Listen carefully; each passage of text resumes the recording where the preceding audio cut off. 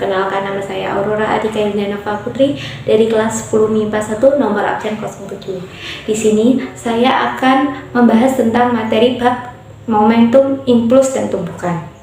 Nah, teman-teman, apakah tahu apa itu momentum, apa itu impuls, dan apa itu tumbukan? Mari kita bahas bersama-sama. Oke, mari kita bahas. Yang pertama ada momentum.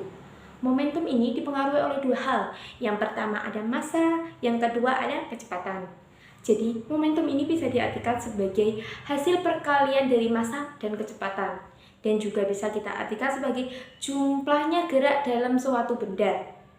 Nah, semakin besar suatu massa benda, maka momentumnya juga semakin besar. Begitu juga dengan kecepatannya. Semakin besar kecepatannya, maka semakin besar juga momentumnya. Nah, dari pernyataan tersebut bisa kita rumuskan bahwa momentum adalah massa dikali kecepatan.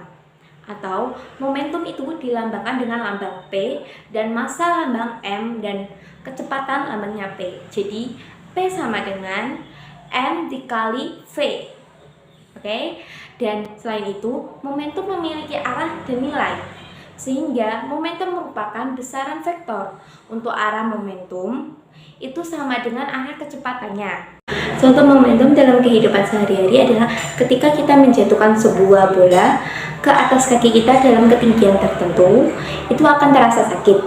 Dan semakin tinggi bola yang kita jatuhkan dari suatu ketinggian tersebut, maka rasa sakitnya juga akan semakin sakit. Itu merupakan contoh salah satu momentum. Selain itu ada juga contoh momentum, yaitu adalah terjadinya tabrakan antara mobil dan truk. Nah, hal itu menyebabkan kerusakan mobil lebih parah daripada kerusakan truk walaupun kecepatan mereka sama, karena dipengaruhi oleh massanya. Ingat, momentum itu dipengaruhi oleh massanya. Semakin besar momentumnya berarti juga semakin besar massanya atau kecepatannya. Dan pada kejadian tersebut kecepatannya sama, dan tetapi massa mereka berbeda, antara massa truk dan massa mobil berbeda. Yang kedua ada impuls. Nah, impuls ini merupakan gaya yang digunakan untuk menggerakkan suatu benda sehingga memiliki dua kecepatan, yaitu kecepatan awal dan kecepatan akhir. Contohnya yaitu ketika kita menendang bola. Pada posisi awal, bola itu terdiam. Setelah kita tendang, bola tersebut memiliki kecepatan.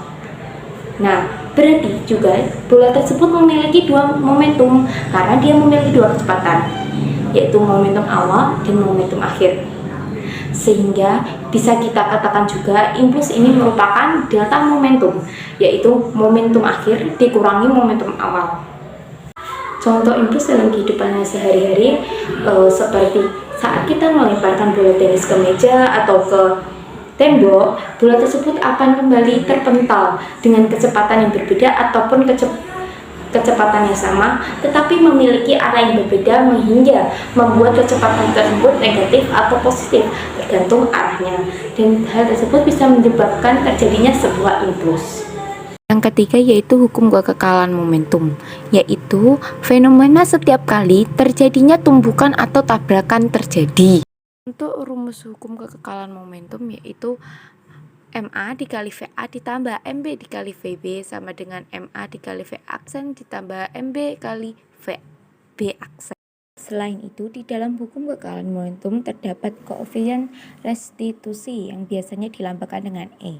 Terdapat 3, yaitu tidak lenting, lenting tidak sempurna, dan lenting sempurna.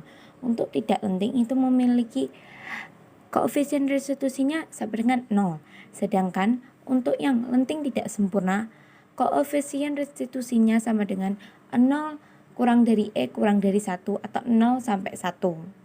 Nah, itu untuk lenting sempurna memiliki koefisiensi restitusinya sama dengan 1. Itu merupakan penjelasan dari saya tentang impuls, momentum, dan hukum kekekalan momentum. Semoga bermanfaat. Terima kasih dan mohon maaf sebelumnya jika ada salah kata. Wassalamualaikum warahmatullahi wabarakatuh.